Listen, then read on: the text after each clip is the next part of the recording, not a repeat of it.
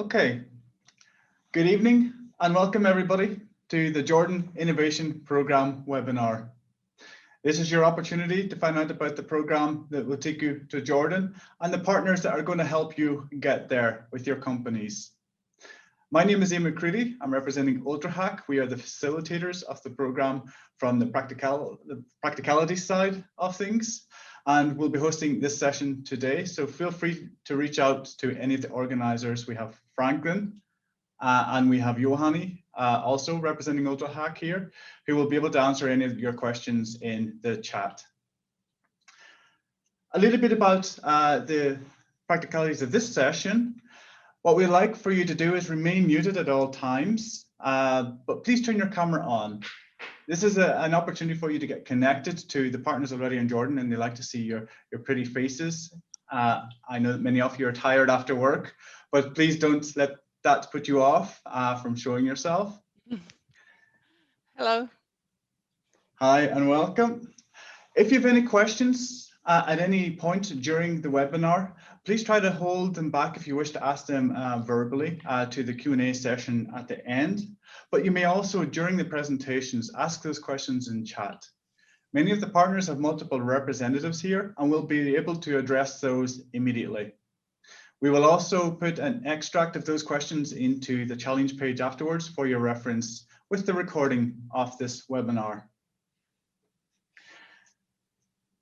Without further ado, I'd like to welcome you all once more and just quickly run through the agenda. We will first have Business Finland representing a project overview. So what will happen and why the project is happening. We have Marjaka Holopainen-Ranio and Christopher Palmberg presenting that. Next up, we have VentureX, our Jordan partner, who will be giving you some insight into Jordan, why you should enter Jordan, and what it means from Jordan to get into the MENA region. Additionally, they will be touching on setting up a business in Jordan, giving you some practical hints and tips to that already at this stage. After we hear from VentureX, we'll be moving into the partners themselves who will be presenting their entities and the companies that they're here representing, and also the challenges that they're bringing forward for you to solve with your innovations and the solutions that you already have developed within your company. Firstly, we have the World Refugee School. After that, we will be presented by the Wadi Araba Development Company, WADC. Next up will be the UNFPA, followed by UNDP, and finally the IRC, the International Rescue Committee. After all the partners have presented, we will have a 15-minute Q&A session. So this is an opportunity to get more information about the challenges, about the partners and their operations, to hopefully get that right information for you to enter Jordan later. After that, we have a funding opportunity by the Jordan Youth Technology and Jobs Project. They will be presenting to you the funding opportunity, which will give you additional funds to set up your business and your company in Jordan. Finally, we'll be ending the session with a brief run through of the timeline of the program. So what happens between now and the exploration workshop on the 30th of March, and also a little bit on what happens beyond that workshop. We will be hoping at that point your fancy will be tickled, and we will be inviting you to register if you have not already done so. At the end, we will put into the chat some vital links, so please feel free to copy and paste those into your browser and immediately register or browse the challenges, or join the Slack channel for further communication and support. So let's get the session started. I'd first like to welcome Business Finland to introduce the project, and Marjaka Holopainen-Ranio, the project manager and developing markets platform, and Christopher Palmberg, the head for the developing market platform. I will now hand the floor to you. Welcome. Thank you, Ian. It's really nice to be here at the moment, and I was so happy to hear that online we have so many different companies, organizations, and also our dear colleagues from Jordan and Finland as well. Would you, Franklin, please show our presentation now? Thank you.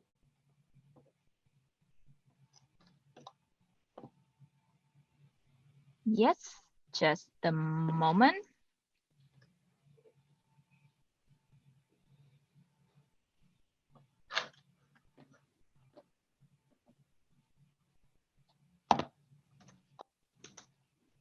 I will turn off my camera now to avoid technical challenges and start the presentation. Developing Markets platform in Business Finland is a partnership platform with our Ministry for Foreign Affairs. And if we go to the next slide, please. If I think about this Jordan Innovation Program, our mission matches really well to it because we help Finnish companies, but also their partners develop sustainable business with impact. And at the same time, it's really important that our companies have access to global funding in developing markets. It is, of course, self-evident that we could not implement this program alone, and that's why we have on board, for example, Ultrahack from Finland and VentureX from Jordan side. But there are many other important players around this program, and today we will hear more about them. And then could I have the next slide, please? When I thought how to explain in a nutshell what the aims and outcomes from this program are, three basic ideas of both rose to prominence. The focus has been put not only to refugee women and girls in camps, but also all the people who belong to these underserved groups in refugee situations, and they really should have a better life.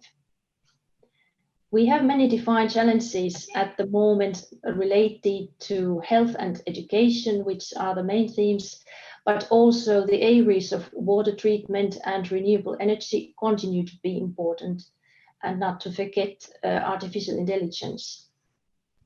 We have many stakeholders, as I said before, around this program, and it gives us a really great possibility to increase mutual understanding in Finland, Jordan, and in MENA region. The most critical issue in this program is, of course, to find the right partners with whom to innovate solutions, because that offers long-term win-win situation for all the participants, for Finnish companies and local community. The word hope has come up in many of our discussions, and without hope, we have nothing. Thank you from my side, and now I will give the floor to my colleague Christopher, who will continue related to Business Finland and Finn Partnership funding. Thanks, Marjukka. And if you could go to the next slide. This is a rather busy slide, but maybe just to say something about Business Finland briefly. So we are the main implementator of Finnish innovation, trade and investment policies, and we have a lot of different services that we can provide to Finnish companies, also helping them in connecting to global needs and partners. And one of those services actually is this event. So this is an example of how we work with our partners globally, trying to match Finnish companies with those in other countries, joining hands and forces to solve challenges on the market. In this slide, I'll just show you the core funding services that we offer, because they are probably of interest to you. And here, the focus is more on Finnish companies and the funding services we can offer for Finnish companies, but we do also have an additional means to fund also partners to Finnish companies. I'm not going into the details here, but the main point is that we have different services all the way from smaller fundings to explore the market, to entering the market, developing competencies, all the way to actually even in rather broad consortia, develop joint new solutions through research development and innovation. And we can also fund piloting on the market through a loan. And the additionality that we can provide in partnership with the Ministry of Foreign Affairs relates to the dark blue area in this figure. So in cases where, for example, this Jordania innovation program leads to a joint idea between Finnish and local partners, and they define a project and start to develop a solution, we can provide a grant to the Finnish companies, and then we can add an additional funding which is granted also to the Finnish partners, but it's earmarked for the costs of their local partner, and the aim there is to fund the local co-creation. And if you go to the next slide, just a few notes on this mechanism, and I think this is perhaps of key interest to you, because it can directly support follow-up projects after these engagements. So first of all, when we look at the funding opportunities and discuss this with companies, certain basic issues have to be in place. So there has to be a sound financial position in the company, and they have to have resources to undertake the project. Those are the key points, and they also need to have a vision for scaling up their business. After that, we can grant, as mentioned, this basic funding, but then this additional funding for the local partners comes into play if the project as such is in line with Sustainable Development Goals, and if there is an identified local partner who plays a key role in the project. And then this funding can be activated, and the idea is that it benefits the local partner, the Finnish company and its project, and it also creates positive spillover effects also in the host country, because here we are using development aid funding actually.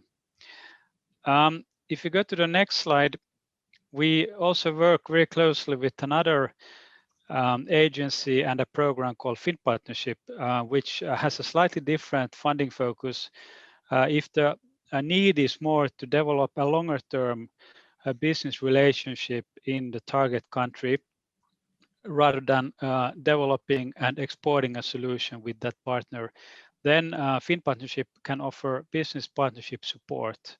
And they also have an interesting matchmaking service to connect Finnish companies to companies local in the target countries. I think we have our colleague Birgit Nevala on the line. So Birgit, if you're on the line, you could just turn on your camera and say hi quickly. Hello, this is Marika Torto from Finpartnership. Unfortunately, Birgit couldn't attend this afternoon, but I'm here representing Finpartnership. So excellent. Thanks, Marika. So we have also a face to Finpartnership, and Marika will be available also to answer questions in the chat, etc. Let's see the final slide. Thank you, Kiitos, bye-bye, and hope you enjoyed the seminar, and we're really looking forward to this. Over to you, Ian. Fantastic. Thank you so much, Christopher and Marika, for that presentation and insight into the program and offering of funding for the potential funding for companies who wish to enter Jordan. Up next then, we have the next main and key partner from the Jordan side, VentureX, and Yusuf Hamidaddin will be presenting on behalf of VentureX. Over to you, Yusuf.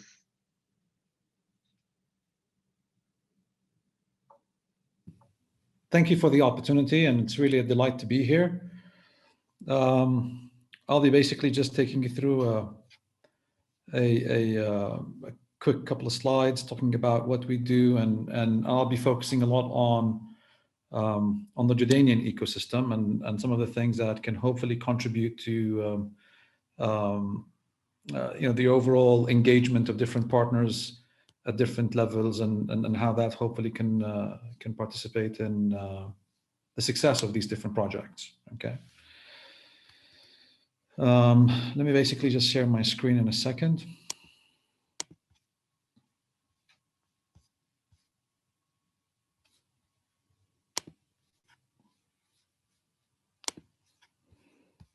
Okay.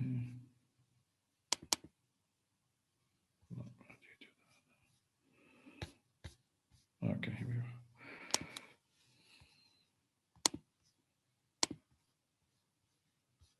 are. Okay, I hope the screen is clear to everybody. Yep, we can see it. All right, well, I mean, I'd like to basically start by just, highlighting a key element about Jordan. I think that VentureX is a venture capital firm, and we're also an accelerator development partner in multiple ways. We are based out of Amman,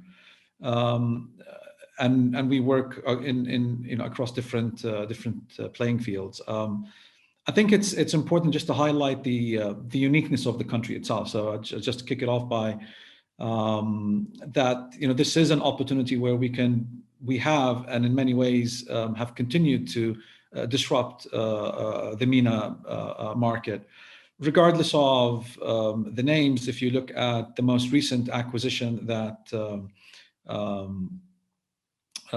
Amazon made of Souq.com. Souq was a $700 million acquisition. That was basically a Jordanian company that came out of the Jordanian ecosystem. And there are multiple examples of varied successes that we have seen across the landscapes of Jordan. This, in a way, really, this visual, in my opinion, really just summarizes the excitement that you find in the country itself, but both on the creative scene and also on the technical scene.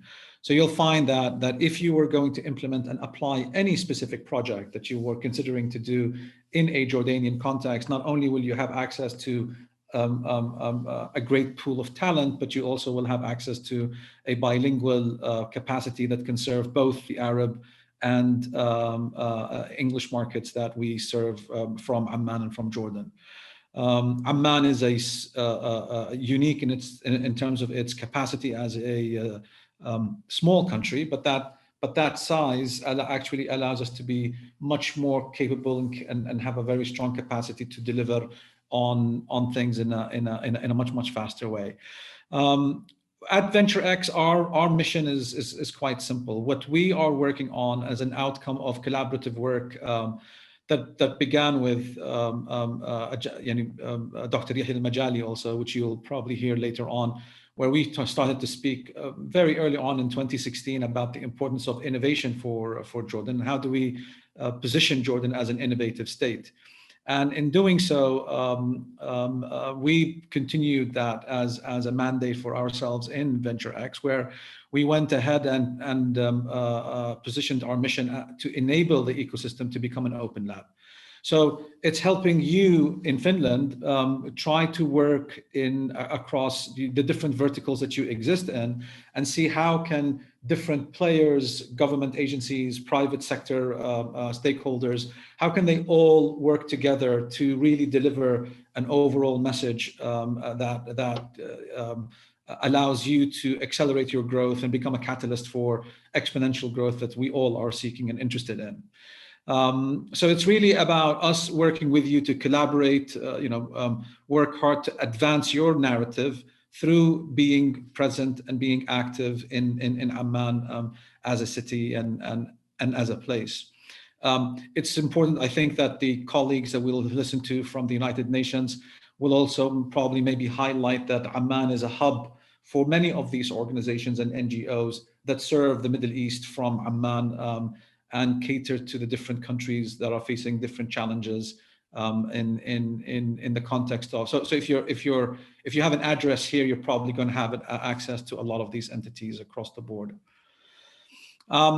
Too detailed to share with you, but there is the purpose of this is really just to trigger thinking and thought. There are multiple organizations that are involved in the startup and venture capital and innovative ecosystem. So the opportunities will allow us to really think about how can we go ahead and, as I mentioned earlier, bring that collaboration towards, again, serving your narrative. So when we start working together, always have at the top of your mind that we're here to solve problems and we're here to address these issues.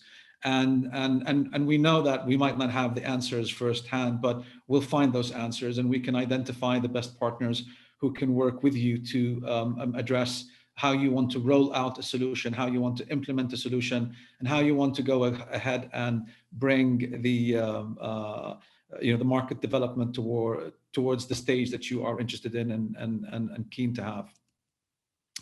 I think it's you know, what, as I said, what we really focus on is identifying ideas, accelerating those ideas, and working on their growth through different accelerator programs that we have.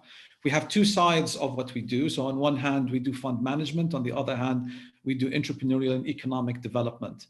How do we translate that into you know, practical steps? When we talk about the entrepreneurial side of what we do, we work a lot with ideation to startups and SMEs who want to scale up. So and therefore doing matchmaking exercises between you and between potential partners that could, you know, the match could potentially create a multiplier impact for both parties to leverage, you know, you in Finland growing and the people in Jordan scaling up at the same time.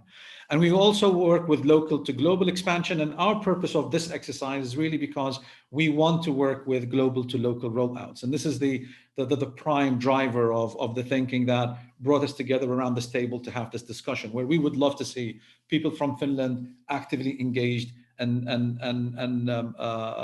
you know, aggressively involved in the development of what we want to do here in Jordan. And part of our delivery strategy is launching accelerators. So we have theme-based accelerators. We have an agri-tech accelerator, an accelerator dedicated to the cultural and creative works in partnership with the Ministry of Culture, the Royal Film Commission, the Jordan Media Institute, and multiple other Jordanian organizations. And Startup Avicina is potentially going to be in partnership with the Royal Medical Services, which will be which is the health arm of the Jordanian military. And our tourism and travel accelerator is going to be in partnership with the Jordan Tourism Board. We really emphasize on partnerships. So a key partnership that we created with the Ministry of Digital Economy, which you'll also be listening to, Digital Economy and Entrepreneurship, a very strong partner for you as you push the agenda forward. And it's the umbrella of how we all want to think. We all want to keep pushing to accelerate growth. And that's where you hopefully will find a unique value proposition that will always help you deliver more and greater value from working with us in Amman. Wadi Araba is a key location and a key partner and a key growth vertical that is going to be an area that you'll find a lot of emphasis on. And of course, we do go beyond our own geographic footprint in an effort that we are working with Yemen under a partnership called Innovative Yemen. We also work on designing funds, and one key strategic fund that we are as I said earlier on, that I work on, and I am the Wadi Araba Agri-Tech Fund manager. This is an $85 million fund. It's dedicated to the agri-tech space in Wadi Araba, and Dr. Yahya probably will give more detail and address it further. And we do focus on micro funds, and in this specific case, we look at a hardware fund that would probably intersect with things that you might be looking at. Shamal Start has a great hardware facility that can allow you to create prototyping and modeling, and a lot of support can be extended from their platforms and areas of service. And Hassad is our 5.5 seed stage fund for the agri-tech space. So I'll stop there, and probably we'll take more questions later on in terms of how Jordan is the right partner for you, and how that partnership hopefully will deliver greater results in the long and short term implementation of what we're doing together today. So I'll leave it to my colleagues now to probably extend and share with you more information about what is it that we do here in Jordan.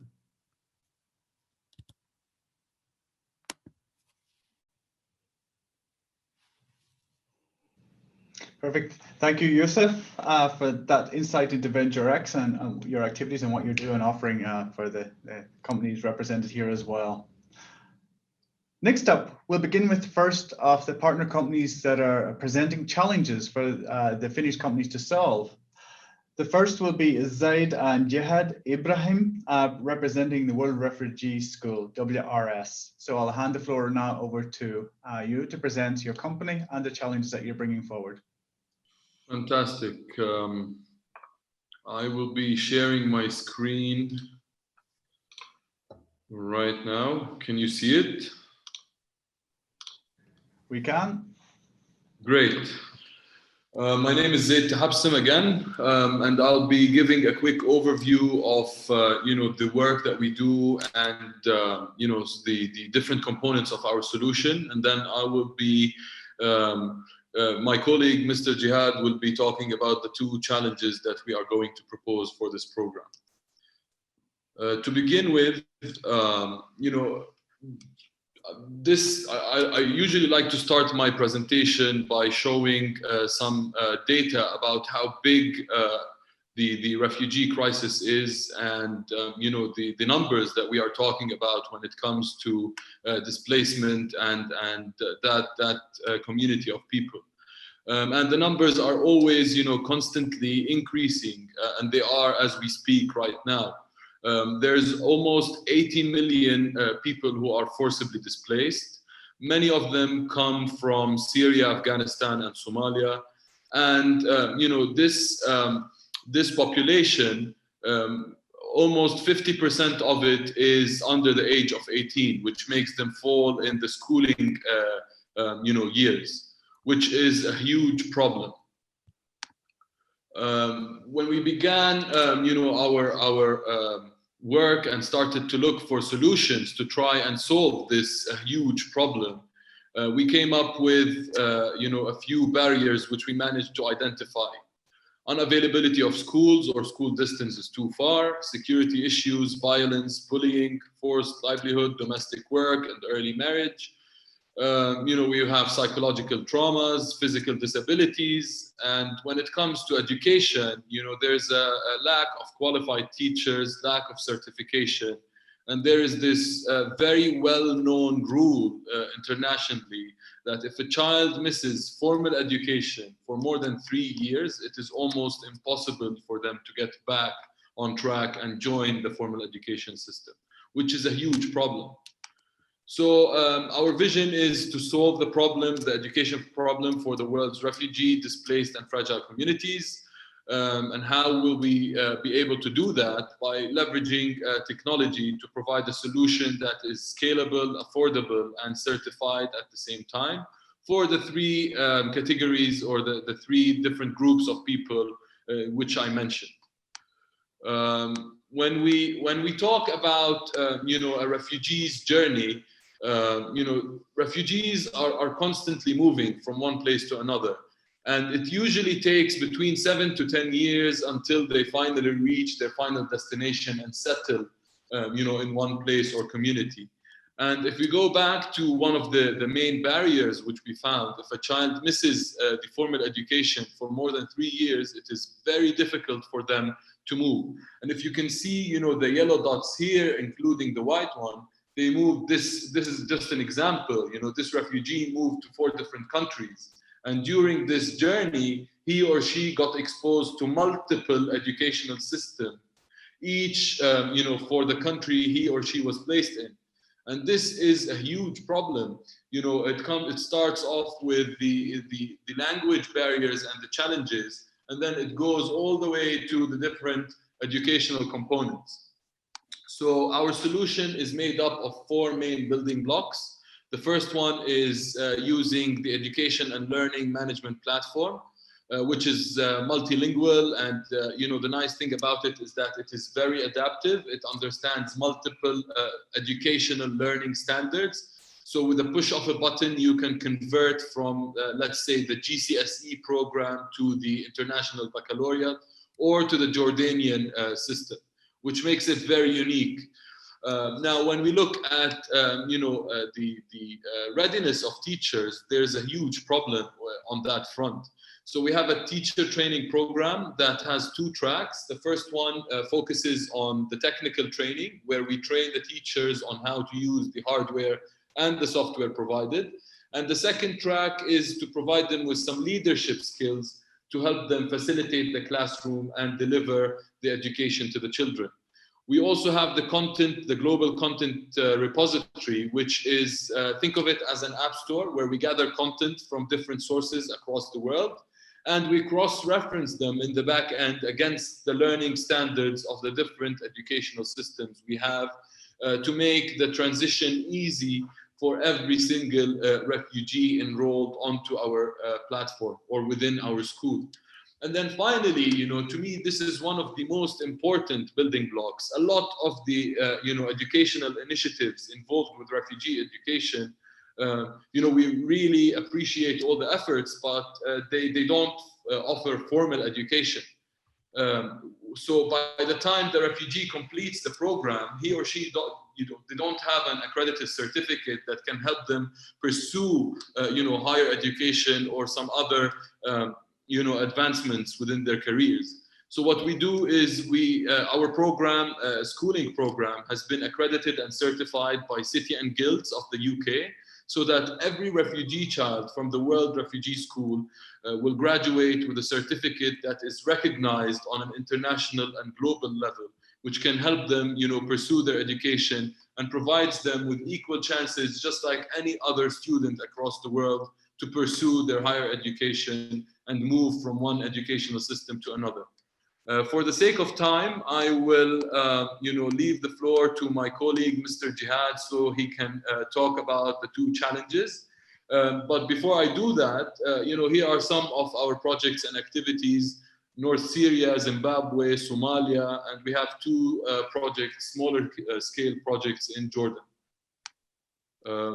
Mr. Jihad, the floor is all yours.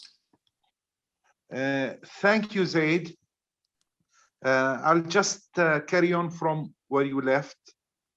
Now, our approach is just trying to be down to earth and really understand what these kids need. And, you know, it turned out that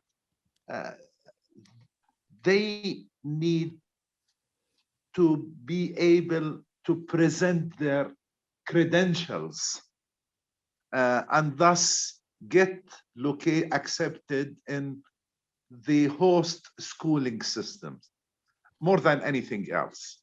Now, the issue here is that this created huge logistic problems for hosting countries. An example is Turkey. In Turkey, you know, they hosted something like 2 million students from Syria, and they were ready to use their own schooling system to accommodate their students. And then there was this big logistic problem of locating these students, of identifying what learning standards have they achieved, which grades to locate them to, and what are the bridging programs that they need to fit where they are located. That caused a situation, or that created a situation where a student will have to wait for more than 1 year to be interviewed by a committee of 5 different educators who will evaluate their knowledge of the different subjects and then decide which grades do they need to be located in and what is the bridging program that they need. Now, this took 1 or 2 years in Turkey.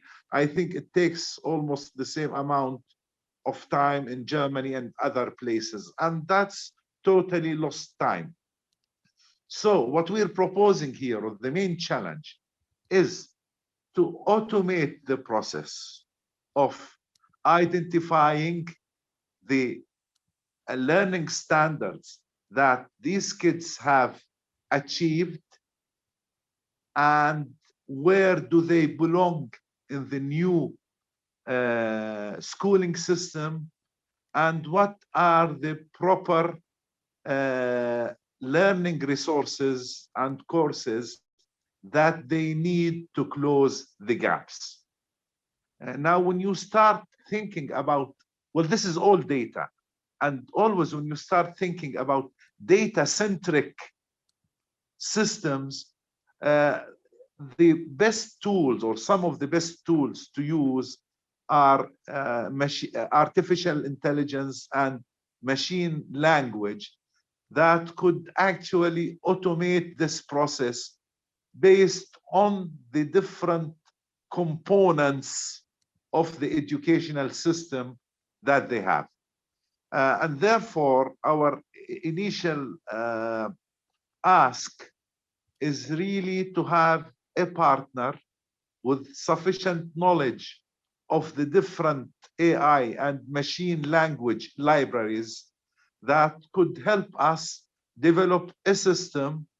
There are, of course, 3 components for the system. The first component is to actually scan and recognize the different learning standards and objects for the different educational systems, being local or international, and then mapping these learning systems or educational systems or the learning standards of this educational system against each other, identifying the gaps and proposing certain content to fill this gap. This process, I understand, cannot be 100% automated, but from my knowledge, at least as somebody who worked in IT, this can be best done using AI technology. And that's why we're looking for partners in Finland and other places to provide us with the expertise to do that. So it's an issue of entering information about the different educational systems, the learning standards, mapping them together and identifying the gaps and identifying resources to fill these gaps. That is our first challenge, which we believe we might, or which we hope you can help us with. The second challenge, and I'll be very fast, of course, there is a lot to say about these issues, but I'll try to be as fast as I can. The second challenge is that in certain locations, for certain refugee groups, they are not granted access to national formal educational systems, like the Rohingyas in Malaysia or Bangladesh. Governments there don't give them access to their educational systems and will not certify them, even if they actually went through the courses required. Therefore, we do need to propose a recognized, reputable educational system as a solution for students who have no access, who are not granted any access to formal educational system. Now, if you ask any layman in Jordan or other places, what do you think are the best educational systems in the world? And they would probably say the Finnish and the Singapore educational system. I don't know where this worldwide impression comes from, okay?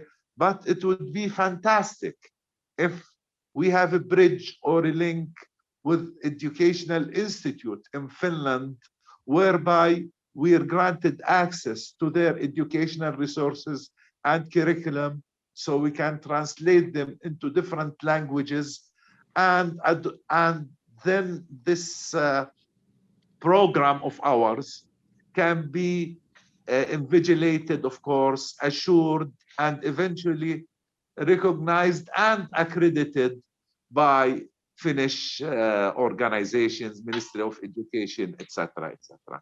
So that's in a nutshell the 2 challenges we are thinking of where you can actually help us. Thank you. Yes. Fantastic. Thank you so much, Zaid and Jihad, for that presentation and the introduction to the challenges in your company, the entity that you're representing. Pleasure to have you here. And for any of the participants, if you have any questions, you may hold them to the end, but please feel free to put them in the chat. And hopefully Zaid and Jihad will be able to answer those immediately in the chat for you. Without further ado, we'll move on to the next partner who is bringing forward a few challenges for you. This is the UNFPA. No, my apologies. It's Wadi Araba Development Company, WADC, and Yaha Mayali, I believe it is, will be presenting this company and the challenges. The floor is yours. Yeah, thank you. Hi, everyone, and thank you for giving us a chance today to give you background about Wadi Araba Development Company and the challenges that we are facing here in Jordan.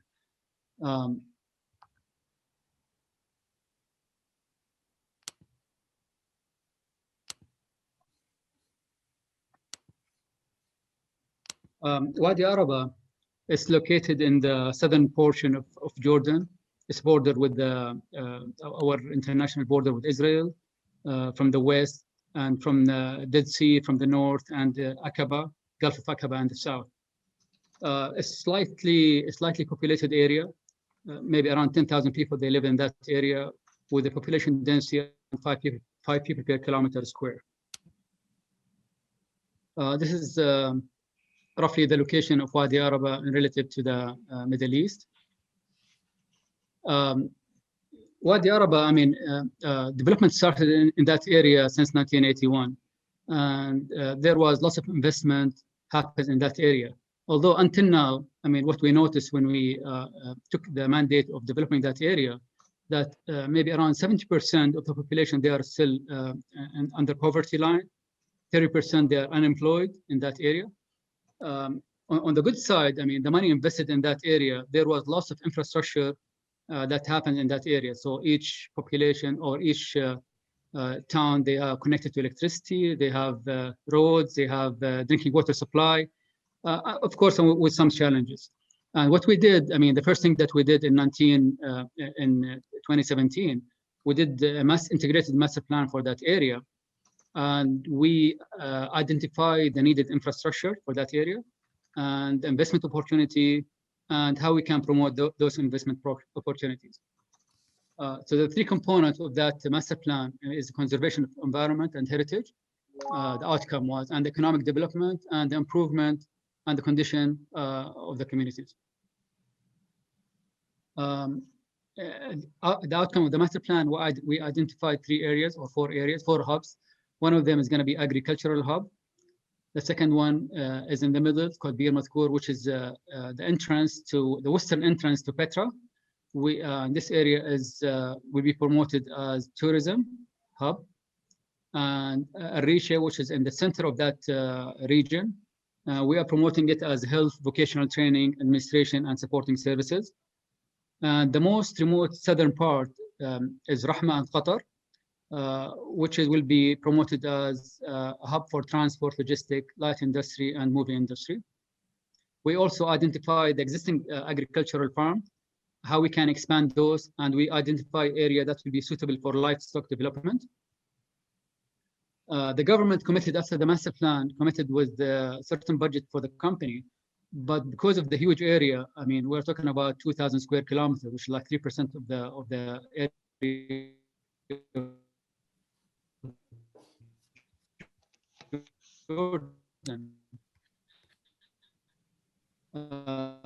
We noticed that this is not going to be enough.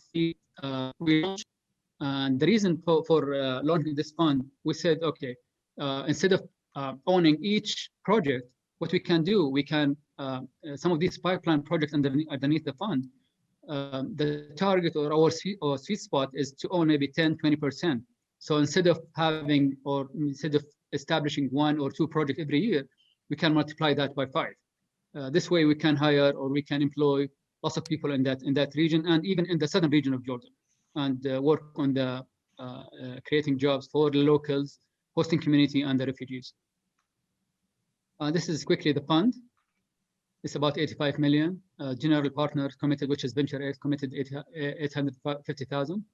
The commitment from Wadi Araba company is 17 million. And we have other partners that's going to be part of that agri-tech fund. The fund that we are working on is energy, focuses on energy, food, and water security. We identified on the other side, our next door neighbor, I mean, Israel. We did a quick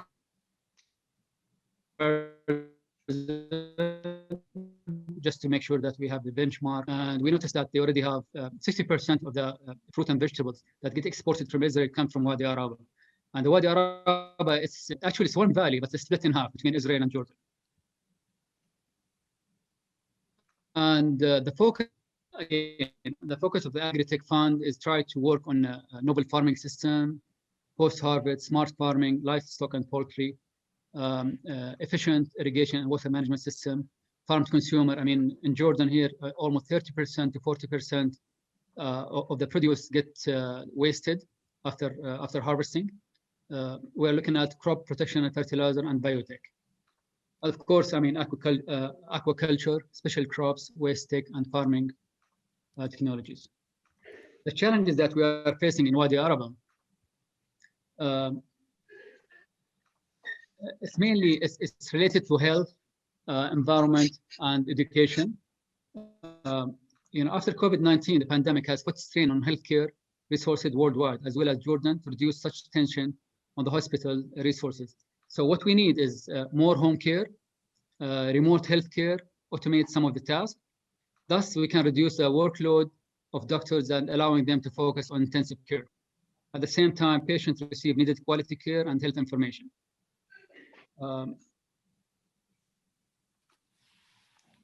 So Wadi Araba Development Company is looking for a solution that can allow remote care, consulting, and digital diagnostic in low resource setting, provide relative assistance and information for home care, electronic and connected devices to monitor health indicator of pregnant women from afar.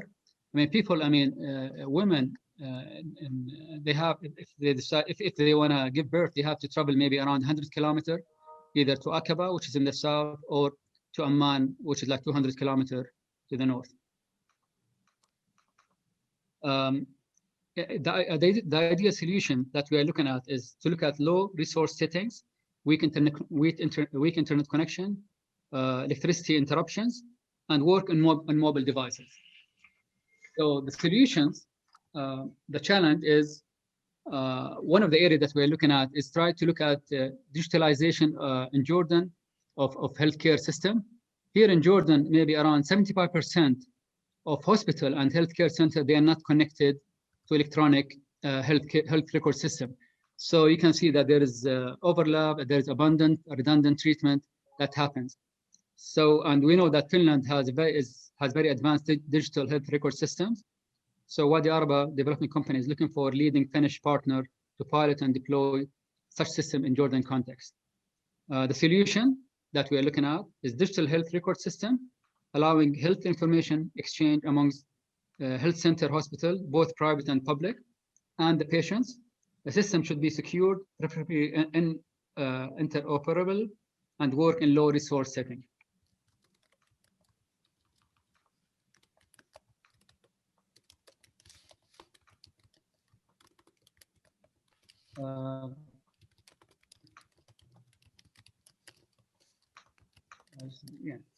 Second thing is what we are looking at in terms of healthcare, as we discussed, I mean, the digital record system, and also some kind, in addition to electronic health record system, it would be beneficial to build actionable insight from the health data analytics with predictive and prescriptive algorithm that can allow authorities and healthcare professionals to improve healthcare services on both individual level and population level.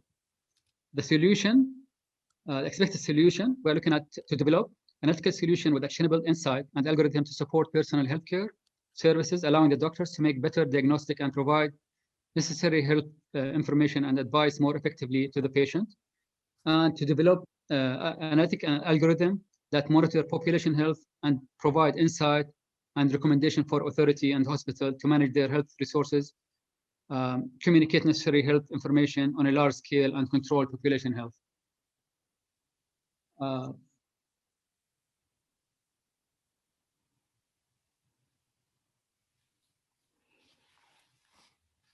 In addition, I mean, as our colleague Zaid mentioned, it's the same problem as refugees here in Wadi Araba, because it's remote. I mean, you hardly find experienced teacher that will accept to work on those areas. So people, they suffer in trying to get their high school diploma. So in addition, so it's very hard to hire them on project and give them an opportunity. So another thing that we are looking at is to try to build a digital education platform and e-learning resource based on Jordan education in order to help them, I mean, achieve and succeed in their high school diploma. The second problem that we are facing also is energy. because of the population is sparsely and they are distant from each other. I mean, some of our projects, they are maybe 50, 60 kilometers away from each other. So it's very hard to rely on renewable energy. So we are looking at maybe hybrid system that help us out manage some of our irrigation project, maybe mix between production and storage. And before the last one is the challenge of waste management. One of our mandates as a company is try to preserve the pristine environment in Wadi Araba. So we're trying to find a solution to try to, let's say, cost economic solution to try to sort the waste, the domestic waste coming from these communities. And the last one is water desalination. Here in Jordan, I mean, Jordan is one of the maybe second poorest country in the world in terms of water resources. So we're trying to groundwater aquifers in that region is overexploited in terms of irrigation.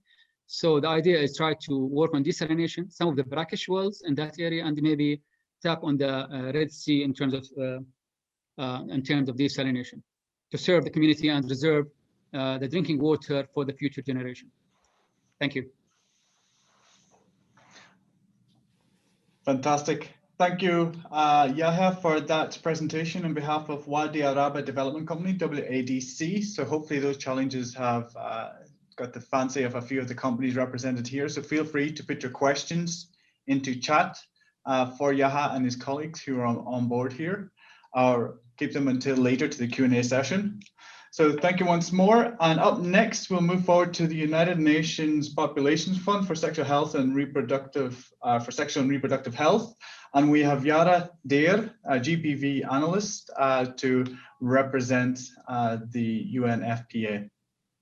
The floor is over to you, Yara.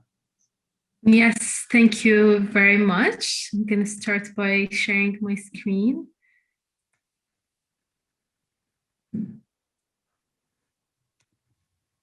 Okay, then I think I'm gonna put the camera off so that I don't get cut off. Okay, so I'm gonna start by just giving like a very quick information about UNFPA. So in UNFPA, we work on 3 transformative results, which are end preventable maternal death, and GBV, and all harmful practices, including child marriage, and the unmet need for family planning. So this is something that we implement through the UNFPA Bullseye for the 3 consecutive strategic plans. We, of course, this is enabled by evidence and expertise. It focuses on empowerment of women and young people, especially adolescent girls, which we're going to be talking more about today, and leaving no one behind. And they are delivered in humanitarian and development settings. So in UNFPA Jordan in particular, we have been working since the onset of the Syrian crisis on multiple intervention areas, including the provision of sexual and reproductive health services, gender-based violence services, also capacity building of national actors, and working with young people. So this work we have been doing with this work with multiple partners who work also with adolescents and young women. And we're going to speak today in particular about the Zaatari refugee camp. So in the Zaatari refugee camp in particular, we have a challenge related to child marriage. So what I'm going to be showing you some statistics that in a very quick overview. So the Zaatari refugee camp in Jordan is the world's, for those of you who do not know, it's the world's largest camp for Syrian refugees. the Zaatari youth comprises almost 20% of the whole camp population. And by May 2020, there was more than 9,700 adolescent girls between the age of 10 to 19 who were registered in the camp, which is a huge number. Also, I would like to highlight that 57% of the registered marriages in the Sharia court in Zaatari, they were child marriages, which is a huge percentage. And that was between June 2019 to July 2020. So that is recent data. The percentage of child marriage is high in Jordan, but in Zaatari refugee camp, it's super high. We're speaking about around 13% of all registered marriages in Jordan, but we're speaking about 57% of the registered marriages, in particularly in Zaatari camp. So of course, there have been some studies by us, by UNICEF, by multiple organizations to look at what are the reasons behind child marriage in Zaatari in particular and on the national level, and why it has been such a huge problem. So the reasons that were outlined in the study, as you can see in the presentation, the first one was customs and traditions. The second reason was poverty. The third reason was broken homes. And then the lack of knowledge, and followed by the sutra. And the sutra is a concept that was defined by participants in multiple ways, including financial stability and security, but was more often used to describe the protection of girls' reputation. And then I would put reputation between two brackets. So this was more of a way that parents used to protect their children. So they would go to marrying them off. So yeah, as I mentioned, all sectors, after the study, one of the recommendations that came up that all sectors must be involved to address causes of child marriage and offer alternatives. So this includes child protection, youth, social development, justice, health, education, planning, which are all scattered, let's say, between different organizations in the camp as of now. So I'm going to go and tell you a bit about UNFPA and what we do in trying to end child marriage. So our main objective is to strengthen national capacities to address child early and forced marriage. And this, we do it through multiple approaches. The first is the communication for behavioral impact strategy. And some of you may know the COMBI approach, which is a communication for social change strategy approach. So it's a strategy that works on engaging key stakeholders and decision makers to address deep-rooted norms, such as child marriage. Here you will see reference to CEFM, where we refer to child early and forced marriage. Also, we support the National Council for Family Affairs in Jordan to monitor the implementation of the National Action Plan to End Child Marriage. So a positive step from the Jordanian government was to come up with a National Action Plan to End Child Marriage. And we as UNFPA help to support the implementation and the monitoring of this action plan. We also support a national task force on child marriage, which includes in its membership a number of governmental and non-governmental actors, including also legislative bodies, Sharia court, and people representing different sectors. We also work constantly on advocacy efforts, so how to advocate with different stakeholders on the elimination of child early and forced marriage.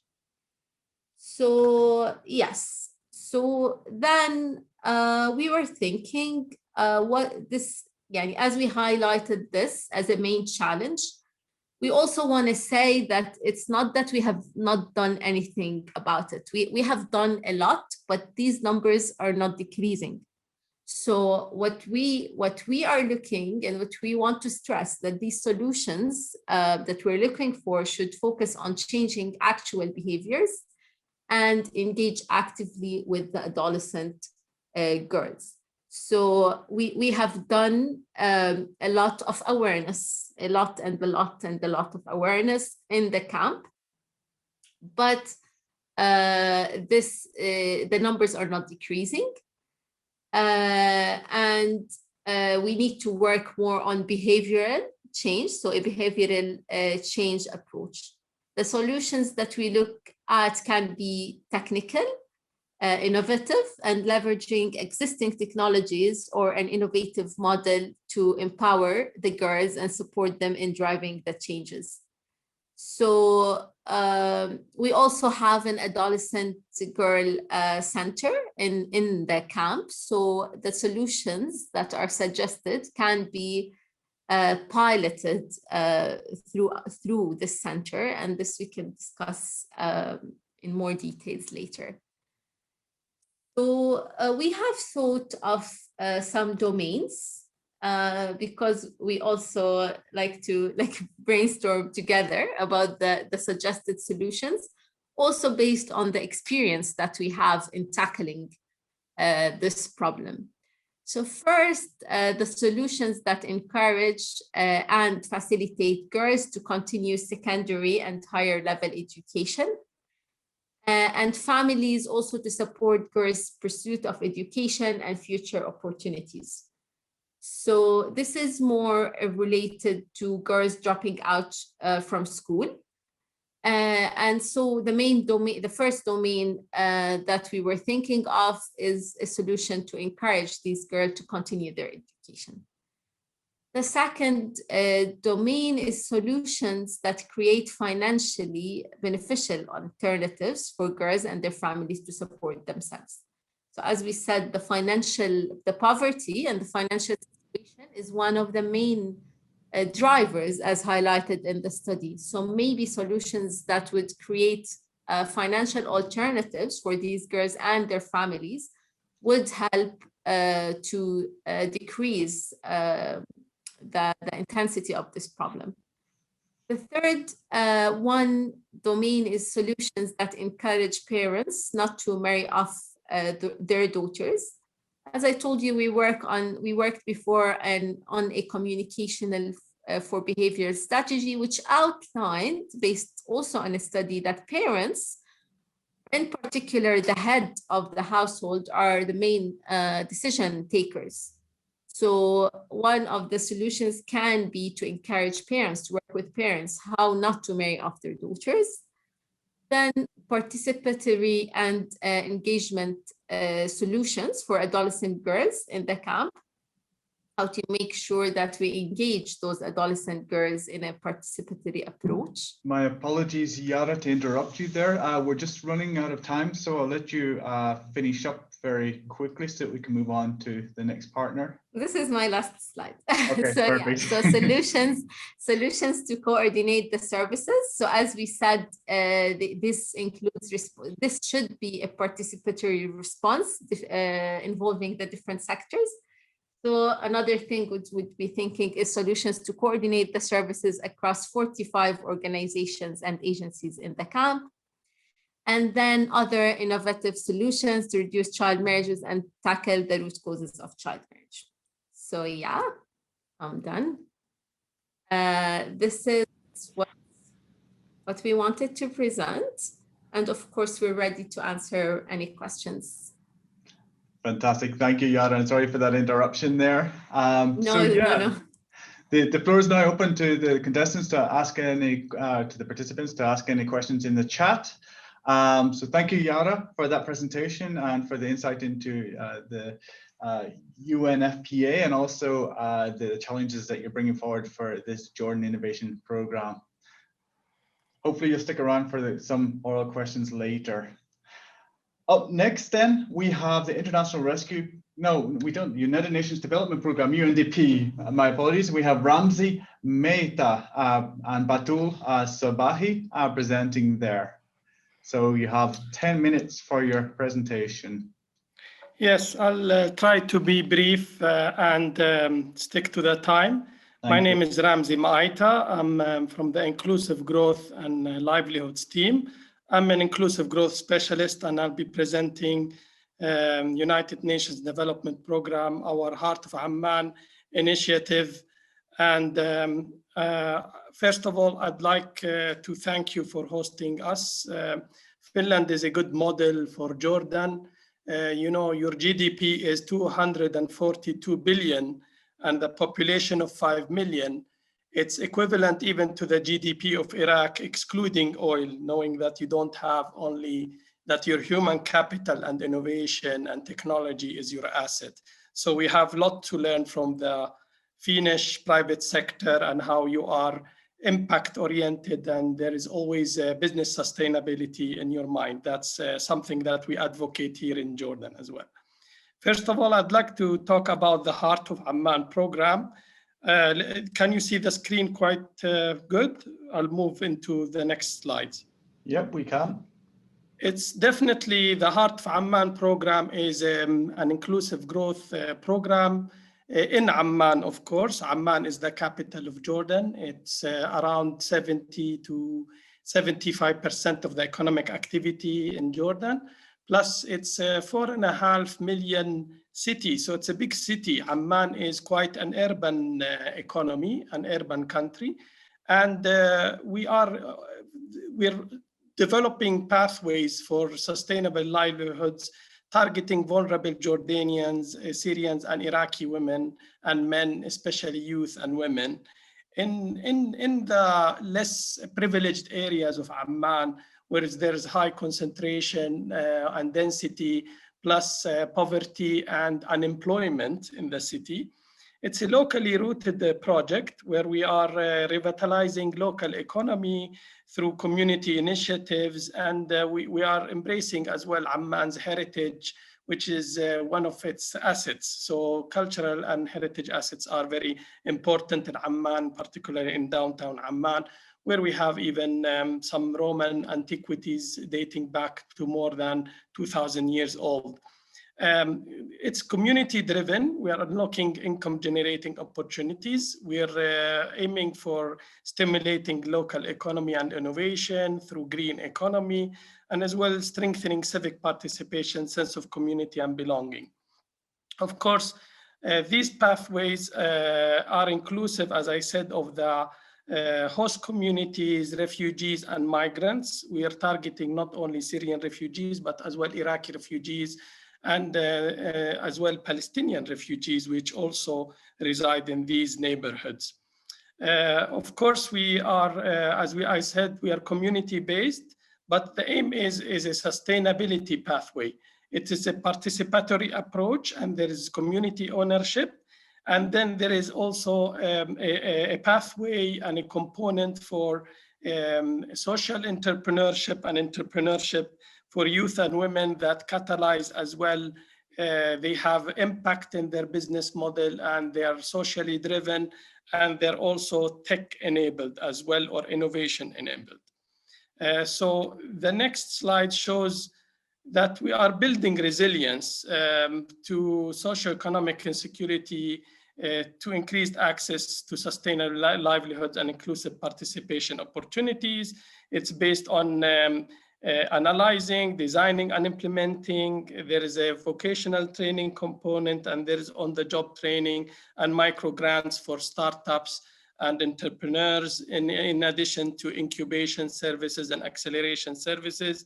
And also after foundation or establishment, we provide mention and scale up funding support as well to our startups and entrepreneurs that also pay dividend to their local communities through addressing solutions or challenging and revitalizing local economic development. One important component that I'd like to put here in the flora, we're establishing the Heart of Amman hub, which is really a social entrepreneurship incubator, accelerator, and business support center. It's in partnership with the Amman city. We are establishing this entrepreneurship hub, and it's also in partnership with the Ministry of Digital Economy, and we're pleased that they are presenting also their bigger program for digital economy support and youth entrepreneurship support.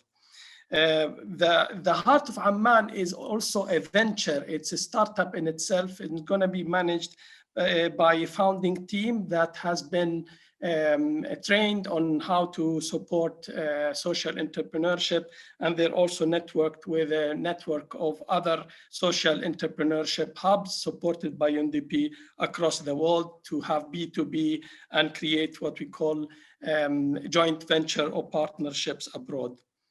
The support for entrepreneurship and social enterprises is that it includes also a component in partnership with Moody that we are also supporting the ecosystem, the enabling business environment and removing the barriers of social entrepreneurship in Jordan in a way that also there's a policy dimension that builds on our program and enhances the social entrepreneurship ecosystem in Jordan, strengthening regulations, and of course improving the public policy, private-public policy dialogue. These are specific program outcomes of the projects under the Heart of Amman, where we are also including vulnerable Iraqi refugees as a target. And I'll come back to entry points where we can benefit from the Finnish technology and expertise. Because the Iraqis also reside in Amman, and they've been impacted by waves of, most recent, the wave of forced displacement by Daesh, and also they have vulnerabilities and issues as well. And we also target the Syrian refugees. This is a map of the downtown area and the surrounding vulnerable communities that we mapped in the heart of the city. As well, we're building on our lessons learned from phase 1 of Heart of Amman, where we supported community-led initiatives to improve the built environment, greening, address city solutions, mobility, transport, accessibility, improving open spaces, giving a sense of ownership and belonging to host communities, vulnerable Jordanian youth and women, and of course the refugees and migrants. Of course, our community initiatives were really addressing energy saving campaigns, water conservation, rehabilitation of built environment, the urban infrastructure and mobility. And of course, very important component is our entrepreneurship cohort, whereby we supported around 60 startups, and some of them were digitally enabled, tech enabled, others were focused on greening, on rooftop greening, flood protection, climate change, and also green economy, plus digital economy. And of course, most importantly, the common theme was always social entrepreneurship and impact. We're scaling up this support to our own network of social entrepreneurs under Heart of Amman, and we are also providing them with what we call networking support and business development to go and grow through seed capital or scale-up grants as well. And of course, we aligned all of this to COVID. We are implementing under COVID. It's very important that we live in a connected world where everybody is impacted by COVID.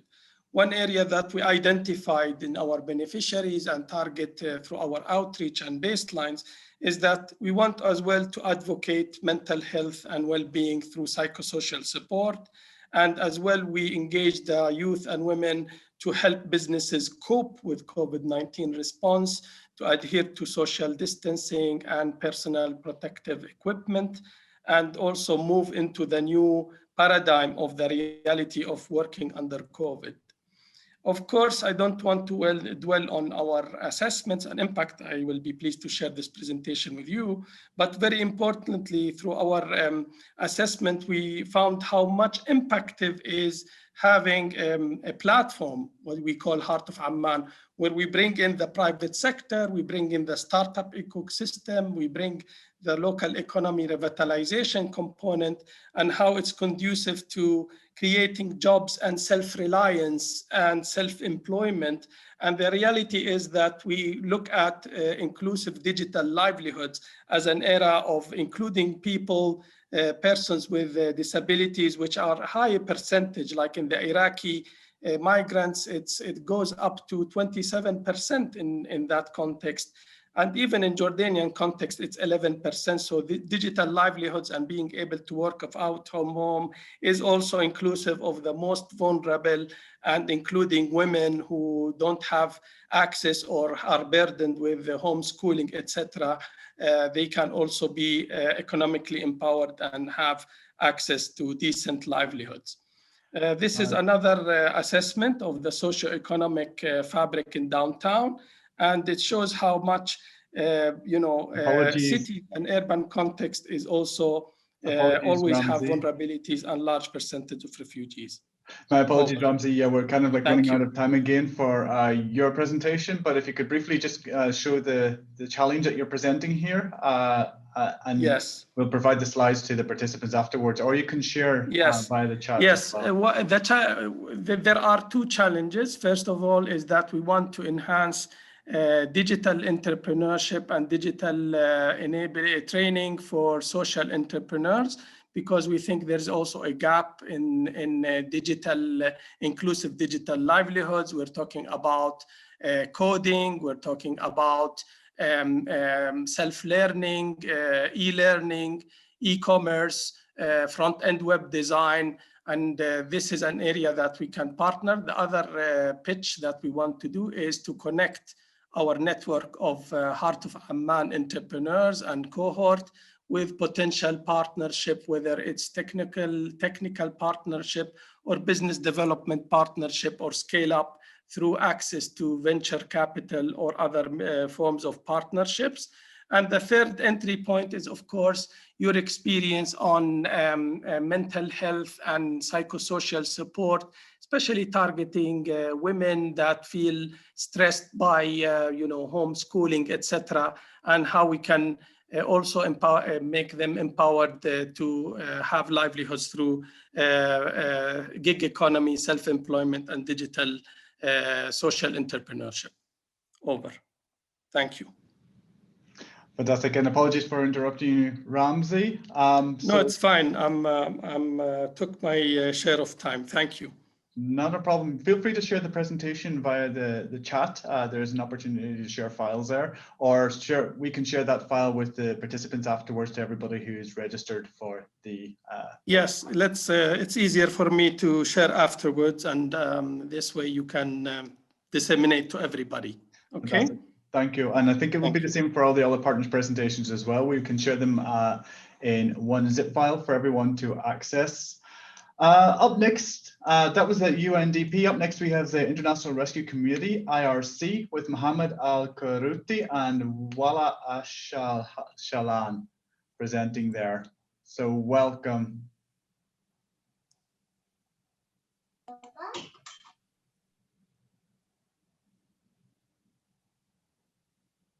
We can see the presentation. Okay, thank you.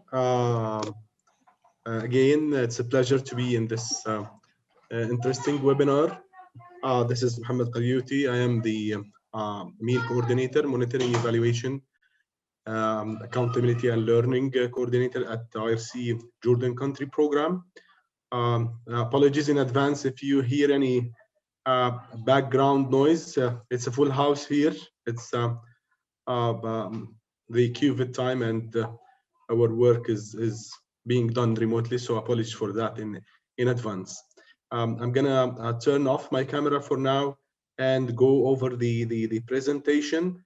I will give an overview about IRC and its work in Jordan. Then my colleague Wala will zoom into the accountability component and the challenge that we're trying to address and seeking help to address. So Wala, if you can put that into presentation mode, please.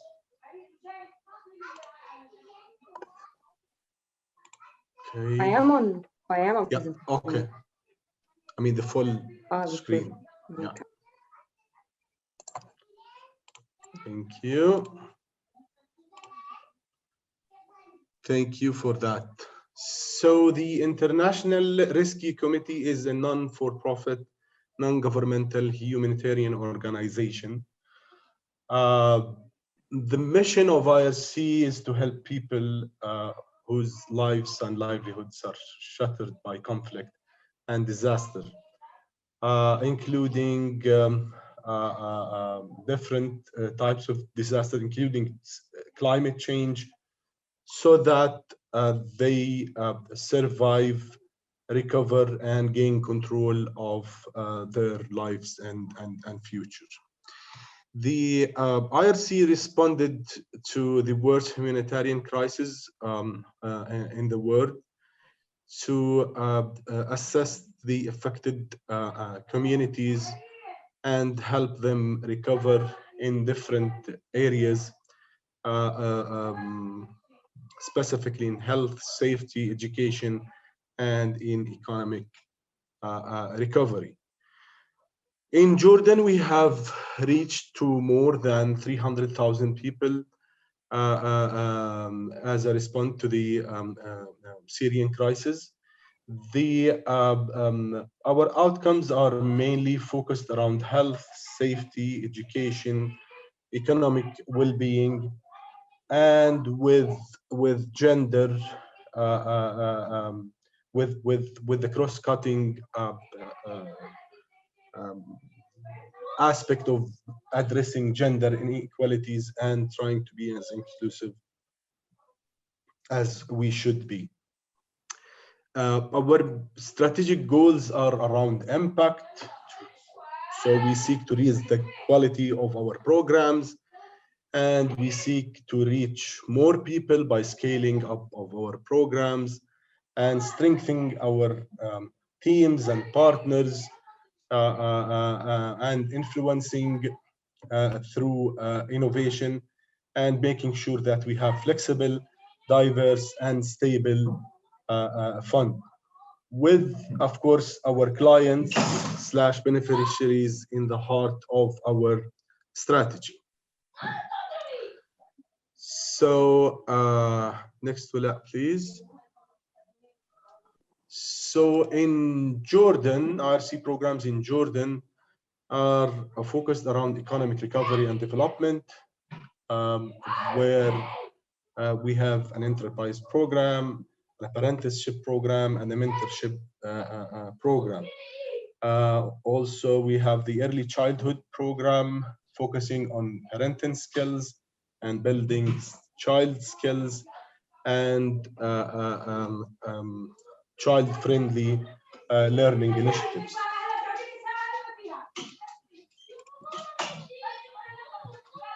Okay. Women protection and empowerment are focused around providing psychosocial support, gender-based violence, case management, and male engagement. And the health programs are focused on providing primary health care, reproductive health care, community health awareness. And we were mainly in the middle and in the northern part of Jordan, in the urban side. So sorry to interrupt. If it's possible, if Ultrahack, can you mute? There's some background sound that's really disturbing. That's from my side. That's oh, sorry. My bad. That's in parentheses impossible to mute. Okay, all right. It's a full house here. My bad. Just the realities of parenting and working, I guess. Oh, that's a price that we have to pay during such difficult time. No worries. So as I was saying, we provide our services in Amman, mainly in the east side of Amman, in the northern governorates of Jordan, where the most of the Syrian crisis has been happening and continue to happen. In addition, of course, to the camps, the Syrian refugees camps in Zarqa Azraq and in Zaatari camp. So, yeah, next, please, Wala. So, as I said, IRC people comes in the heart of IRC strategy, and so I can take it from here. Yes, we can. You can take it from here. So we continue. So our challenge here is around this particular focus, which is around our clients. Wala can speak more about the accountability side of our work and the challenge that we are facing.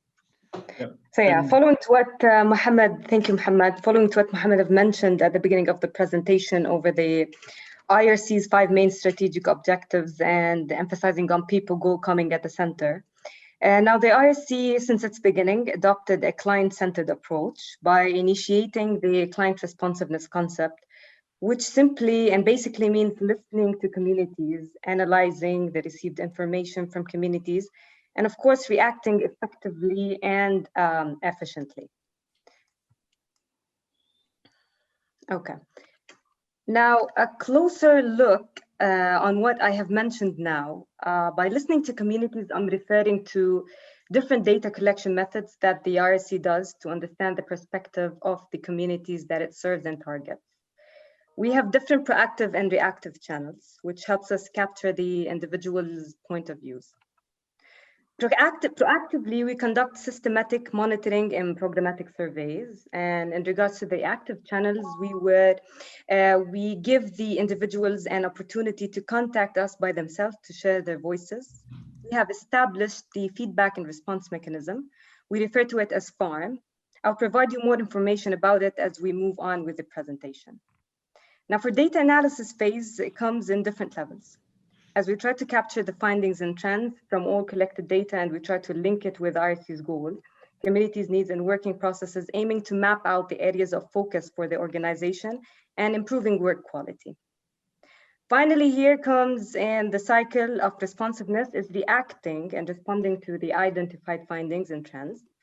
It is done either case by case basis if the communication is received through reactive channels, as we handle the case separately with the individuals. Then we have the reacting on a wider range, either by reassessing the working processes or evaluating on the institutional or operational level.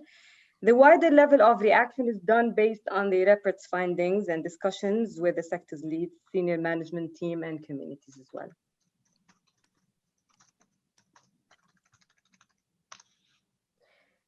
The proactive data collection method was the traditional way of listening to communities, as it relied on the IRC staff approaching the clients and conducting with them different types of surveys. While in 2017, the IRC shifted to open reactive channels, giving people the chance to share themselves, by themselves, their voices, choices, anytime, from anywhere, by using a set of channels, which takes into consideration the confidentiality matters of the shared information. This was the beginning of the feedback and response mechanism, which aims to provide access for different individuals from different backgrounds of various vulnerability groups to share their complaints over the IRC services, inquiries over services and assistance, requests for assistance, whether it was health assistance, protection, financial assistance, or even suggestions to improve services, also any general feedback over services. This mechanism was established to listen to all communities groups, despite their backgrounds, views, and beliefs, aiming to equip them with the required support, whether it was on providing assistance level or even providing them with some guiding information. And we were also aspiring to capture the community's views systematically and continuously. Now, there are 5 available channels, as you can see in the slide here. A hotline number, which we receive calls through, text messages and WhatsApp messages. We currently have 1 female registrar responsible to receive all the communications submitted through this channel. It's important to know it is the most active channel among all other channels. I mean, almost 90% of the communications we receive is through hotline calling channel, bearing in mind that on monthly basis, we receive a total number of 400 communications. Also, it is the only channel that was kept active during COVID-19 emergency, as we relied only on remote work execution processes. Around 60% of the received communications are submitted by female clients. The rest are from males. All clients are among the age groups 18 to 35 or 36 to 56 years old. Also, approximately 85% of communications were submitted by Syrians, especially from urban sites. We also have an email account, help desk services that used to be implemented at the IRC's locations of implementation at the field level with the support of another team, monitoring and evaluation team, as clients can approach the help desk to share their concerns, inquiries, or requests at the field. And finally, we have the feedback and suggestion boxes that are installed inside the IRC's premises across all governorates. Generally, we had a limited category of individuals using all of the above channels, and the category became more specific during the COVID-19 emergency. Apologies, Wala. We are seriously running out of time here, so I'm just wondering if you can wrap up very quickly with the challenge that maybe you're presenting, and we could share this material also with the attendees of the webinar. Mohammed, can you provide a glimpse over the challenge? Okay, thank you, Wala. So the main challenge here is insufficient information sharing and awareness raising activities, and also the limited financial and human resources that we're facing, and the limited reach for communities for all the reasons that my colleague Wala has listed while dealing with our farm system. The effect that with all those challenges, the IRC is unable to scale up and reach to our scale up the reach of our farm system channels, and make it more proactive rather than reactive. We aim to adopt and expand the reach of our farm system to reach wider base of our clients using IRC services in health, gender-based violence services, ECD, and different services. So we're looking here to explore how technology can play a role in facilitating the communities across the accountability reporting channels effectively, by providing, for instance, 24/7 labor-free or minimal labor service, provide easier access for individuals who might have difficulties in using the current available channels in our farm system, and with the least priority to analyze and the feedback and provide actionable insight for IRC team to improve services across all sectors. So thank you. That's it from our side. Thank you, Mohammed, and thank you, Wala, for the presentation and the introduction to IRC. If you have any questions for the International Rescue Committee, please feel free to put them to the chat, and hopefully they can address them in there.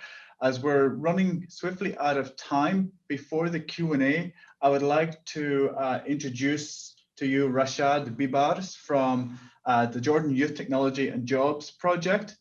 Just to introduce very briefly for 5 minutes a funding opportunity that they're presenting to Finnish companies.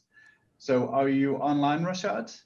Yes. Yes, I'm here, and I hope that you can see my screen. Yeah. Yes, we can. Okay, sounds great. So thank you, everyone. I know that you've been through a lot of presentations, so I'll get to the point quickly, and I'm sure this will be just a first step of many more discussions.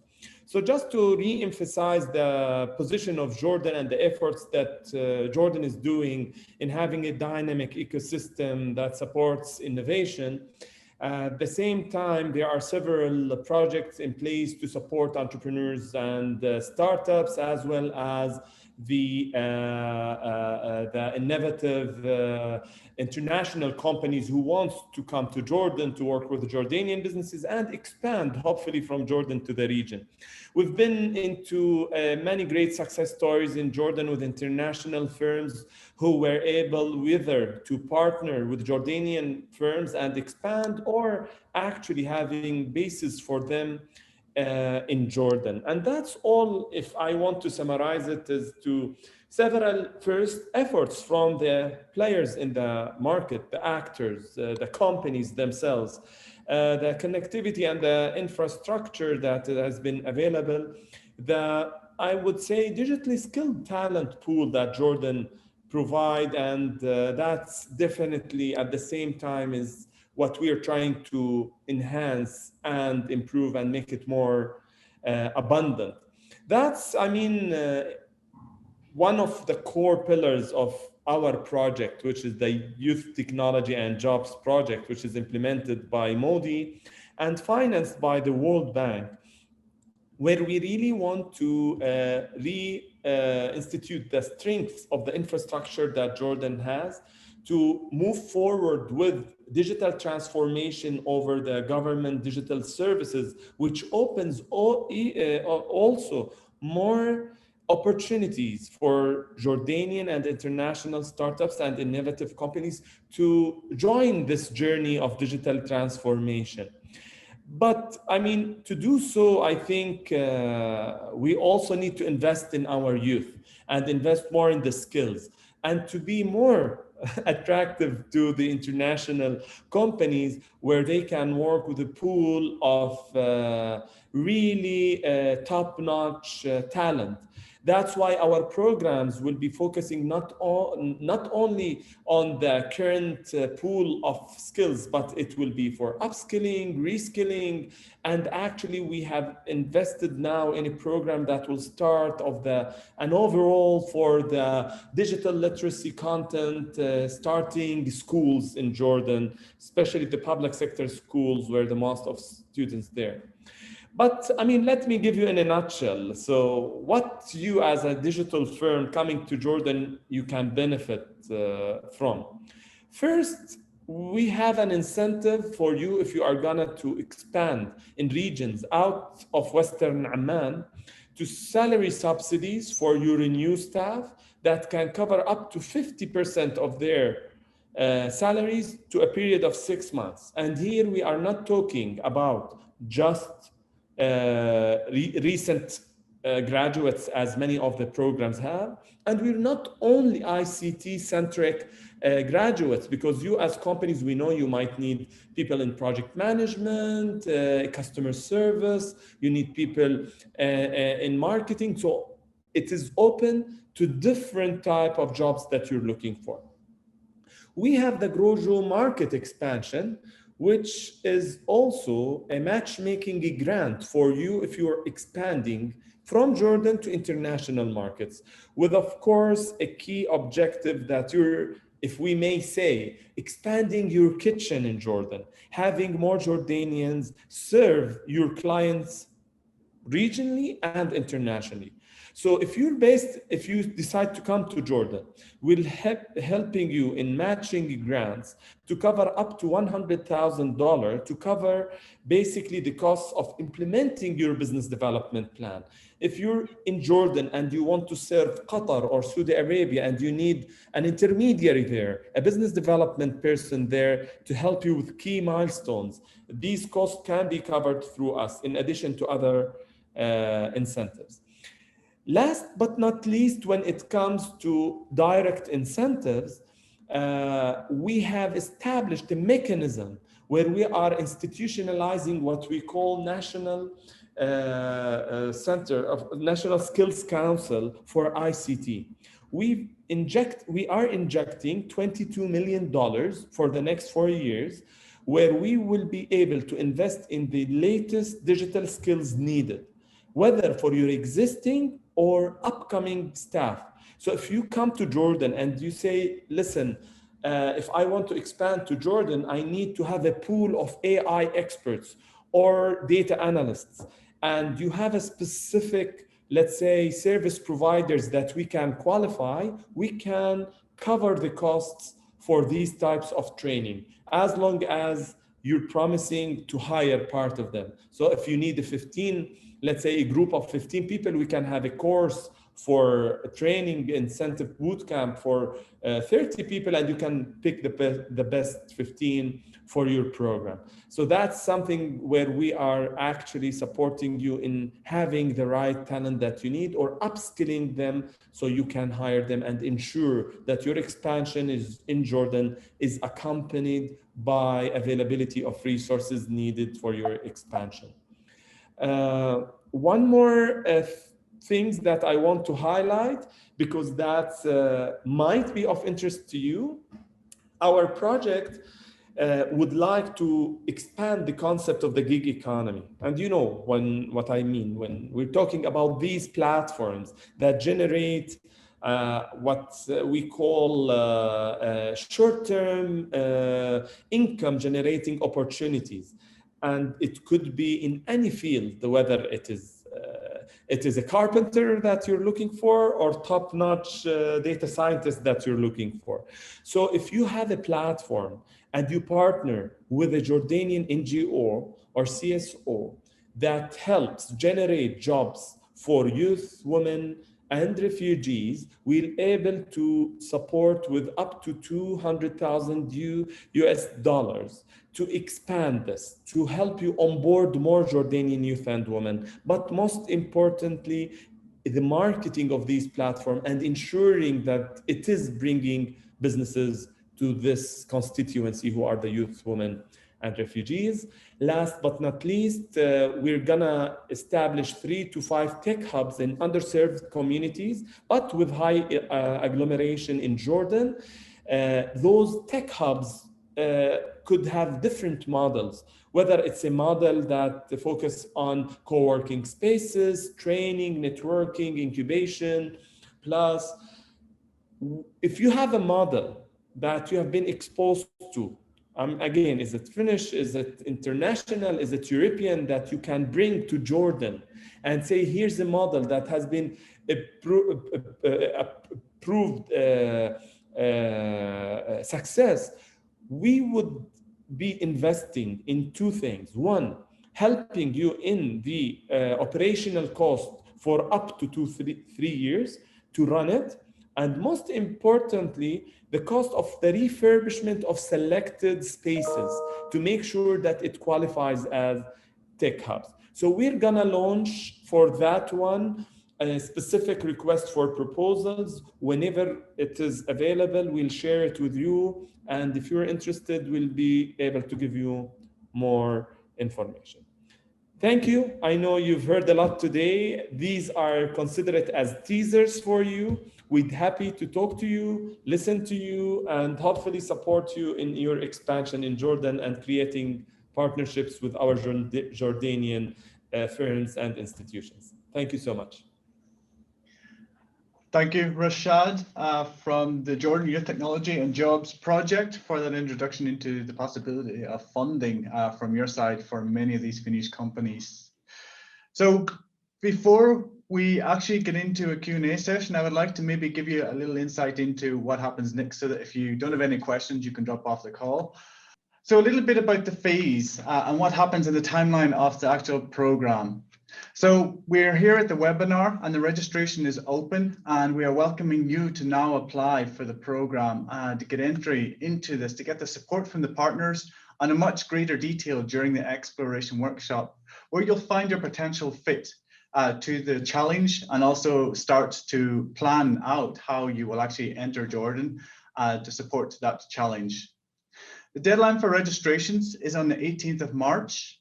And we have opened up a Slack channel for all of you to join and discuss and ask questions from us and from the partners, and get a little bit more information before you join the program that way.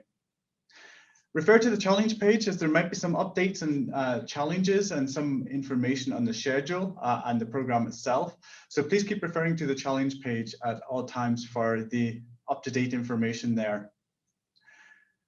Register in advance of the deadline to be included in the selection. What we encourage you to do is do it as soon as possible, because we will be communicating with the registered companies in an ad hoc basis. So we could be communicating and onboarding you earlier than the actual deadline. So keep an eye on that. Try to include any additional information on the relevant participants. So if you aren't the only participant to the workshop, please include the details of your colleagues who will be joining you there, so that we can include them in the onboarding messages, mails, and links. The registration link I've posted in the chat already for quick access, but you can also get that from the challenge page itself, which is now available in the chat also. As mentioned, that will be kept up to date with all the relevant information. Once the deadline has been reached, we will be onboarding the selected companies between the 18th and the 30th of March. We will notify the selected companies by mail within 1 to 2 days of the actual deadline itself. There will be a workshop onboarding tutorial, which will be a 1-hour session to give you a brief overview on what you have to prepare for the workshop on the 30th of March. And we will send all the preparatory instructions. We will send you onboarding links and all the relevant information, so that you're well prepared to enjoy and get the most out of the workshop to better prepare you for the next stage and phase. If at any point your interest in participating is limited due to any unforeseen circumstances, please feel free to reach out and we will take your details out of our system. The exploration workshop itself then is an opportunity for you to meet these partners face-to-face in a virtual environment. Obviously, due to COVID, we can't have people meeting, but you will get more insight into the challenges and a support for you to start to develop your solution to fit to the challenge. Towards the end of the workshop, you will get an opportunity to start to prepare preliminarily the roadmap for you to actually enter Jordan. So it's a very early stage preparation, so not too much detail on that side. The majority of the workshop will focus on dialogue between you and the partner, and also between other companies as well, because you may find some synergies and opportunities for collaboration, which we strongly encourage, and will increase your chances of funding, of course. After the exploration workshop, there will be towards the end of the exploration workshop, there will be a touch point, an introduction to the follow-up touch points, where we'll be contacting the companies who are present to get some more information on the strategy for the next phase. The next phase then will prepare you for the integration. So that will include a development sprint, which will happen in May. So this will be a 48-hour sprint where you will actually intensively work and focus on developing your innovation and your solution to the challenge. It will then include in June a 4-week integration where you start to work more heavily on the roadmap and concrete steps and paths to actually entering Jordan with the partners and collaborating with other potential entities as well. More details on that stage at a later date, but the main focus now is right up until the exploration workshop. A brief overview of the workshop itself. As mentioned, dialogue is the core focus here. So you will be working independently as your company entity, but you will be discussing with other companies, and you will be discussing heavily with the partners who will be supporting your identification of your fit to their challenge. We begin with an opening session where we get a Finnish company to present a success story of entering Jordan and how they're actually working out there at the moment. We will have 3 breakout sessions, which will include workshops for you to work with the partners and the other companies who have aligned themselves with similar challenges that you're working on. At the end of the day, we will have a closing session where we will summarize the findings of the day, give you an introduction into the follow-up and what happens next.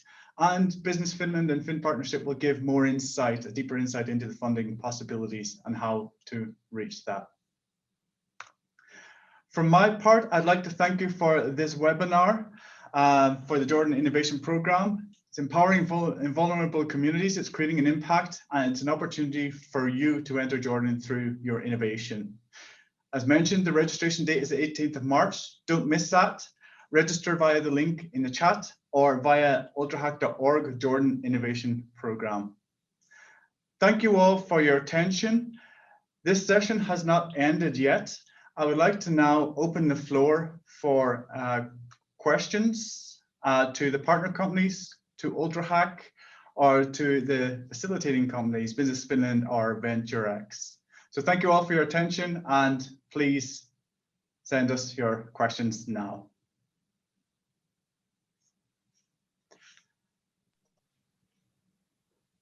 Are there any questions?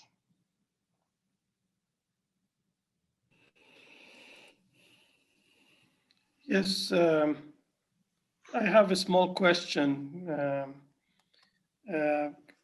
You presented the time frame. Is the Finnish companies partners in Ultrahack are fixed? Like, is there like a cohort of companies, or is it open by field or interest? How you identify the Finnish companies interested in partnering or doing any joint work through our programs? What is the network breadth and width, and what kind of sectors are they? New exporters, small enterprises? Can you shed light more on that? Thank you. Maybe this is a question for me to answer. Can you hear me? Yeah. Yeah, so basically Ultrahack is in charge of recruiting Finnish companies, but we also have support from Business Finland. So we are looking for pretty much Finnish companies of all sizes in the domain of health, education, energy, waste management, and water management.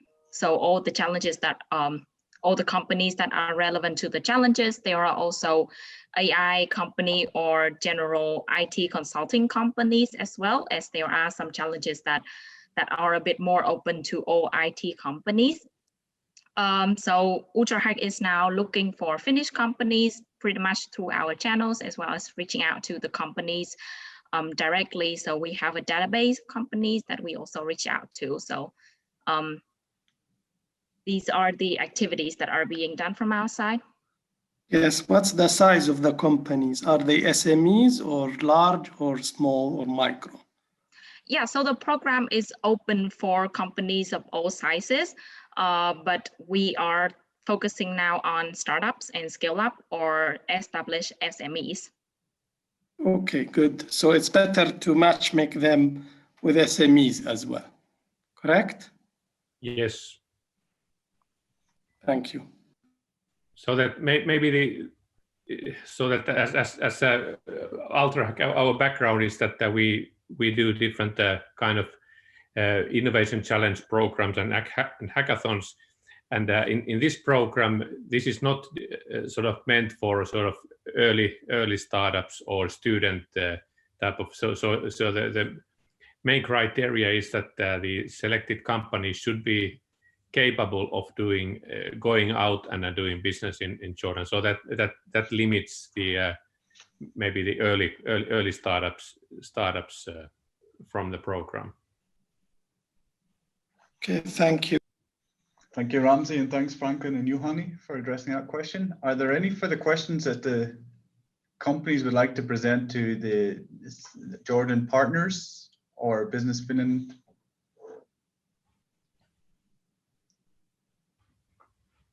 Silence. I think everything might have been clear. Maybe Christopher here from Business Finland, I could just add briefly on the question of our capability to activate companies. So first of all, this is a kickoff and this has been recorded. So we will utilize this material to disseminate the information on the challenges, and the key here are the challenges. So at Business Finland, we are running 16 programs, and we have an annual budget of some 570 million euros. which we fund projects with. So we have a potentially large pool of companies that we are engaging with annually. But the key is the challenge. So we want to try to zoom in on the challenge and start from the needs. And then we, of course, have possibilities to continue to search for additional companies. But the challenge is the key, and kind of refining the challenge and making them kind of as clear enough, that will help us a lot then to possibly also identify more companies. I think, I mean, it's from what I've heard, I think it's quite important that we keep listening, I guess, to the requirements and the needs of these different companies. And from that, we can always work to tailor-make solutions that meet their expectations. This is not an exercise of one size fits all. This is an exercise of us really working hard to create a model which can allow them to enter the Jordanian ecosystem, be a part of that ecosystem, benefit from that ecosystem, and use it to grow more and more. If they're a startup, they would use this opportunity to raise more capital. They would use this opportunity to validate their new ideas in a Middle Eastern context. If they're an SME or a business that wants to scale up, they will use the talent pool and the successful engagements that they can hopefully generate from here to roll out into other markets. So I think that this is an ongoing discussion, and we'll be very much ready and engaged with you to listen carefully, I guess, and try to help you always grow. Fantastic. Thank you, Christoph and Yusuf, for that addition. I noticed from the poll that we have quite many of you have not registered yet. So hopefully the presentations that the partners have showed are giving you a little bit more insight into the challenges that you should register for, or you hope to register for. And many of you say yes, but some are still a little bit unclear. If you do need more information, that Slack channel is open for you to ask, and hopefully the partners will be joining there as well, so we can create a bit of a dialogue around this and discussion so that we can find the best fit for your solution or how it can be fit better to the challenge. And obviously this is what the workshop is for as well. Go ahead, Michael. Yeah. Juha is raising his hands, right? Yes. I'm representing societal safety and security, and this is a small, medium-sized organization. And I was in a trip to Jordan 2 years ago with Business Finland, and I recognized there that the societal security, and particularly the chemical, biological, radiological, and nuclear security and safety in the country may benefit from the services of our, mainly in the awareness development. And the question would be an exercise type of awareness development, and subsequently, of course, if the public and the authorities, I mean the private companies or private actors, experts, and the authorities are interested, that would lead to kind of partnership, more sustainable partnership in the area of learning as well as technology, safety and security. And this, of course, is not directly compatible with the scope of your program as I understand it. But is there any interest or room to engage that kind of actors from the private as well as from the authority side? Because the societal safety and security are preconditions for any further development and sustainable development of the society. Is there any interest or room, or can you advise me? I have been in contact while being in Jordania with King Abdullah II Design Bureau, and the general was very interested about that kind of collaboration with Finland. but I have not heard anything since. I think Youssef Hamid Dadin might be the best to answer this. Youssef, would you like to take the question? You are muted, by the way. Sorry, I was muted. Juha, I think if you can reach out to us, we can probably, I mean, this is not sometimes part of our scope, and I don't know if it's part of the scope of the program that we're talking about today. That would be something, I mean, there are two sides to this coin. On one side, there's the Finnish engagement, and on the other side, there's a Jordanian engagement. I think what you heard from Rashad and from others on the Jordanian side is that we want to facilitate and support your successful market entry into Jordan. So even if it's not something that we are involved in, please do and don't hesitate to reach out to me on email. You can get my email from the team at Ultrahack, and or if you can just share your email right now on chat, I'll send you an email right now, and then we'll see how we can try to help you in facilitating for that. I have personally worked a lot with CADB, which I think is what you're referring to. Mm-hmm. And we've done some interesting work with them in the past. So very much ready to help you in that regard. Oh, excellent. I will put my contact data for you, the email. All right, great. Thanks. Thank you very much. Great, Juha, for the question. Are there any other questions at this point? And yes, thank you all once more for attending the session. As mentioned, join Slack, join the program. You won't want to miss it out on it. So looking forward to seeing your registration there and looking forward to seeing your questions there in Slack. For those in Jordan, have a great night. For those here in Finland, have a great evening ahead. And thank you for the session. Check out the recording on the webpage tomorrow to follow up. And we'll also have the presentations there too. Thank you all and good evening or good night. Thanks to everyone. Thank you, everyone. Good start. Bye-bye. Thank you very much. Bye-bye.